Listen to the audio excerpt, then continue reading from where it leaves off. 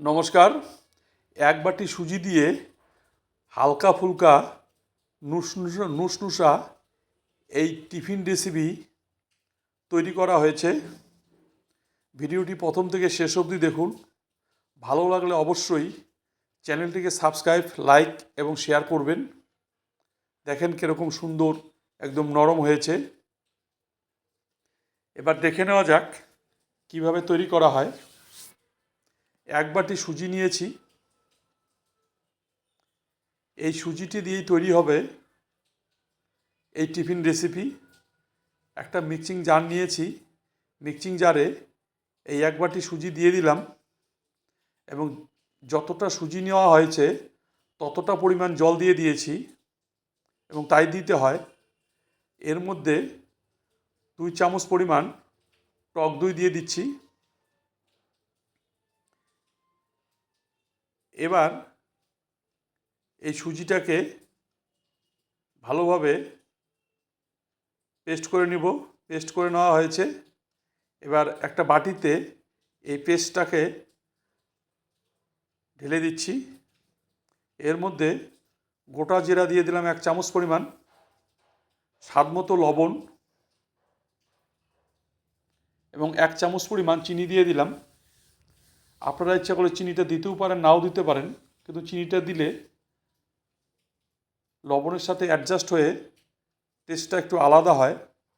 এর মধ্যে ইনো পাউডার দিয়ে দিচ্ছি খানিকটা। আপনারা ইচ্ছা করলে এর মধ্যে খাওয়া ছোটা যেটা আছে সেটাও দিতে পারেন। এটাকে ভালোভাবে ফেটিয়ে নিতে হবে এবং ফ্যাটানোটা যাতে ভালো হয়। এবার এর মধ্যে 1 চামচ পরিমাণ সাদা তেল দিয়ে দিলাম। তেলটা দিলে এই টিফিনটা ভালো নুসনুসা হবে। এবং এদিকে একটা ভাণ্ড নিয়ে নিয়েছি। আপনারা যে কোনো সাইজের ভাণ্ড নিতে পারেন। আমি এর মধ্যে কিছুটা সাদা তেল দিয়ে দিলাম। এর মধ্যেই ওই যে বেটারটা তৈরি করা হয়েছে সেই বেটারটা এর মধ্যে ঢেলে দিচ্ছি।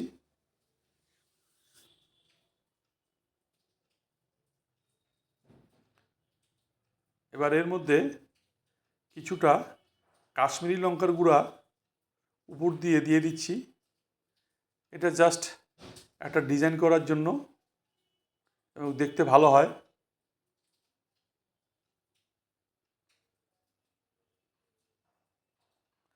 এবং টেস্ট অন্য অন্য টেস্ট বা অন্য ফ্লেভার আনার জন্য আপনারা ইচ্ছা করলে চাট মশলাও দিতে পারেন।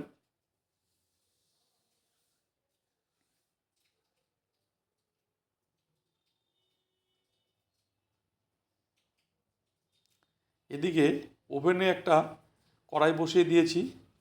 কড়াইতে কিছুটা জল দিয়ে দিয়েছি এবং জলের উপরে একটা স্ট্যান্ড বসিয়ে দিয়েছি।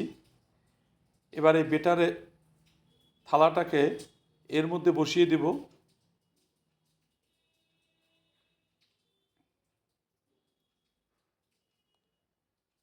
মিনিট 20 জন্য ঢাকনা দিয়ে দিলাম।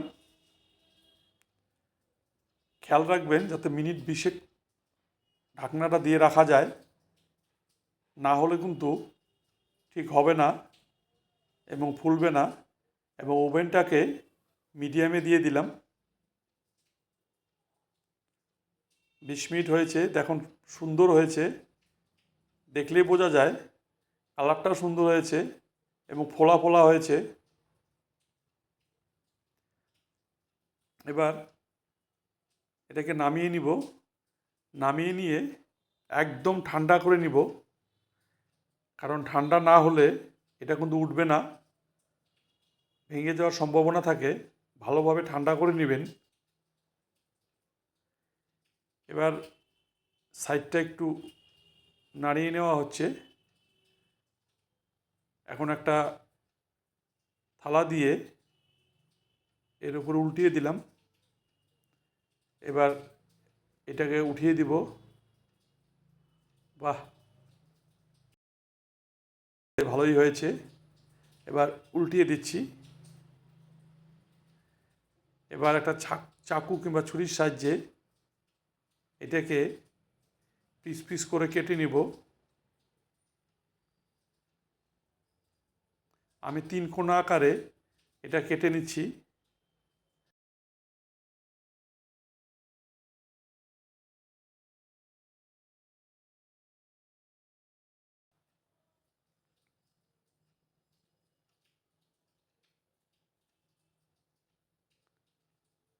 দেখেন কি সুন্দর ফোলা ফোলা এবং সুন্দর রেসিপি হয়েছে।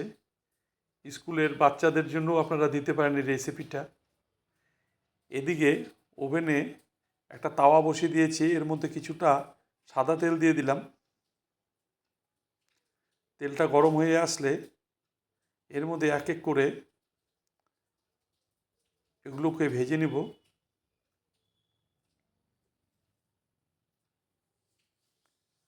এক পাশটা হয়ে আসলে উল্টিয়ে দিয়ে আরেক পাশটা ভেজে নিব।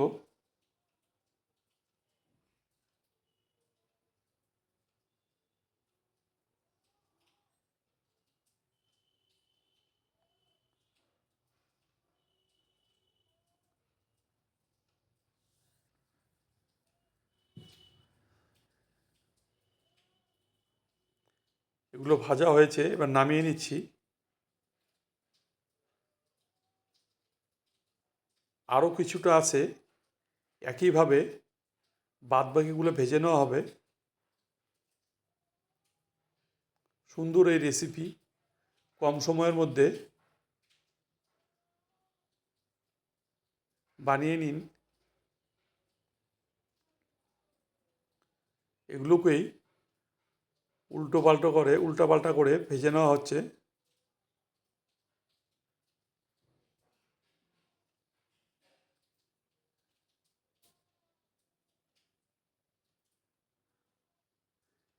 এতে বিশেষ কোনো উপকরণের দরকার হয় না। এইভাবে বাড়িতে বানিয়ে নিন এবং গরম গরম সার্ভ করুন। ভিডিওটা সকলকে দেখার জন্য ধন্যবাদ।